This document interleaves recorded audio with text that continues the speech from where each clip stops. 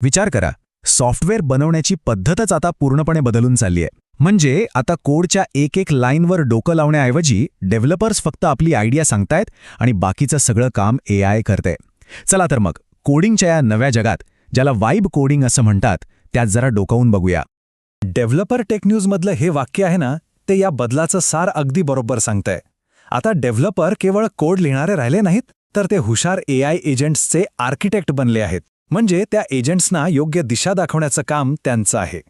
तर मग हा जो नवीन वाइब आहे कोडिंगचा, हे वाइब कोडिंग नक्की आहे तरी काय, आणि सिंटॅक्सच्या पलीकडे जाऊन इंटेंट म्हणजे आपल्या हेतूवर लक्ष कसं दिलं जातं, चला ते समजून घेऊया. अगदी सोप्या भाषेत सांगायचं झालं तर आता कोडची प्रत्येक लाईन लिहिण्याऐवजी डेव्हलपर फक्त सांगतायत की काय करायचं आहे आणि बाकीचं टेक्निकल काम AI एजंट्स बघून घेतात. हा खूप मोठा बदल आहे, कारण आता फोकस कसं करायचं या टेक्निकल डिटेल्सवरून काय मिळवायचं आहे या मूळ ध्येयावर शिफ्ट झाला. इथे बघा, जुन्या आणि नवीन पद्धतीतला फरक अगदी स्पष्ट दिसतोय. पारंपरिक कोडिंगमध्ये डेव्हलपर सिंटॅक्स आणि फ्रेमवर्कच्या किचकट गोष्टींमध्ये अडकलेले दिसतात, पण वाइब कोडिंगमध्ये तेच डेव्हलपर एका AI पार्टनरसोबत बसून मोठ्या ध्येयांवर आणि सिस्टमच्या डिझाईनवर काम करत आहेत. हाच आहे वाइब कोडिंगचा खरा इम्पॅक्ट. बरं, आता हे सगळं प्रत्यक्षात कसं काम करतं ते बघूया. AI एजंटसोबत सॉफ्टवेअर बनवण्याची ही जी प्रोसेस आहे ना, ती खरं तर एका संभाषणासारखी आहे. ही प्रोसेस म्हणजे एक लूप आहे. सुरुवात होते एका साध्या आयडियाने. समजा डेव्हलपरने सांगितलं, मला सवयी ट्रॅक करणारं एक मोबाईल ॲप बनवायचं आहे. मग AI एजंट त्याचं प्लॅनिंग करून कोड लिहायला सुरुवात करतो. त्यानंतर तोच कोड टेस्ट होतो आणि त्याचे डिटेल्स लॉग होतात. आणि खरी गंमत तर पुढे आहे. AI एजंट ते लॉग्स स्वतः तपासतो आणि डेव्हलपरशी चॅट करत करत कोडमध्ये सुधारणा करत राहतो. हे एक न थांबणारं स्मार्ट संभाषण आहे. आणि ह्या सगळ्याचा सगळ्यात मोठा फायदा काय, तर स्पीड. विचार करा, जिथे आधी एक साधा MVP म्हणजे मिनिमम वायबल प्रोडक्ट बनवायला आठवडे लागायचे, तिथे आता हेच काम फक्त काही तासांत होतं. यामुळे होतं काय की नवीन आयडिया प्रत्यक्षात आणणं खूपच सोपं आणि जलद झालंय. चला आता काही खऱ्याखुऱ्या टूल्सवर नजर टाकूया, जी या नवीन डेव्हलपमेंटच्या युगाला प्रत्यक्षात आणत आहेत. या फील्डमध्ये गुगल, OpenAI आणि Anthropic सारख्या मोठ्या कंपन्या पुढे आहेत. गुगलचं अँटीग्रॅव्हिटी हे एका मिशन कंट्रोलसारखं आहे, जे एकाच वेळी अनेक एजंट्सना मॅनेज करतं. OpenAIचं GPT 5.2 कोडेक्स तर संपूर्ण कोड रिपॉझिटरी सांभाळण्यासारखी मोठी कामंसुद्धा स्वतःहून करू शकतं.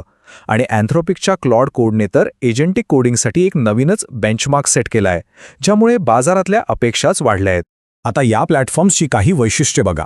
गुगलचे अँटीग्रॅव्हिटी एका मॅनेजरसारखं एकाच वेळी अनेक एजंट्सना हाताळतं.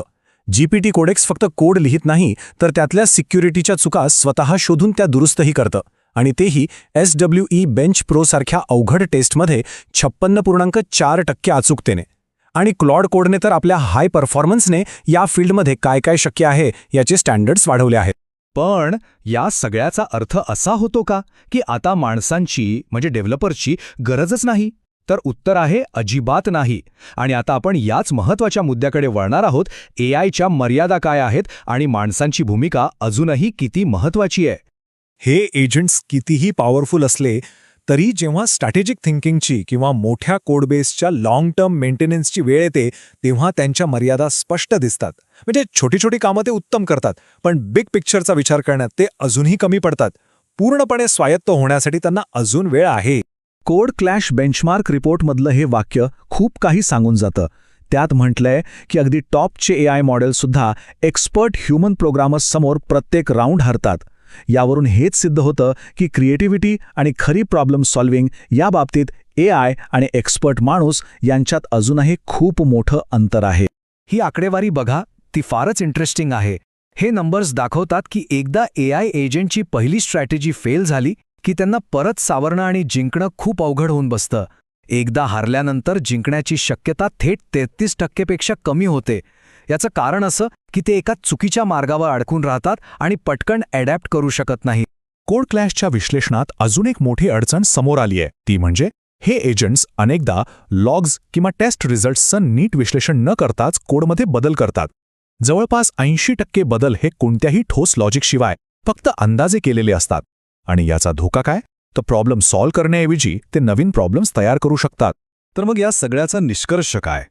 डेव्हलपरची भूमिका संपलेली नाहीये, फक्त ती बदलली आहे. आता ते कोड लिहिण्याऐवजी ऑर्केस्ट्रेटर बनले आहेत.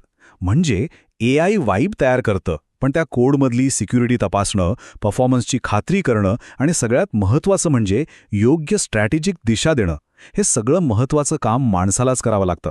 आणि मग हा प्रश्न उरतोच. जर AI कोड लिहित असेल तर भविष्य कोण लिहिणार? हा खरंच विचार करायला लावणारा प्रश्न आहे. या टेक्नॉलॉजीमुळे डेव्हलपरची भूमिका नक्कीच बदलत आहे, पण त्यांचं महत्त्व कदाचित आधीपेक्षाही जास्त वाढलंय. कारण भविष्य लिहिण्यासाठी फक्त कोडची नाही तर विजन आणि स्ट्रॅटेजीची गरज असते, आणि ते काम अजूनही माणसाकडेच आहे.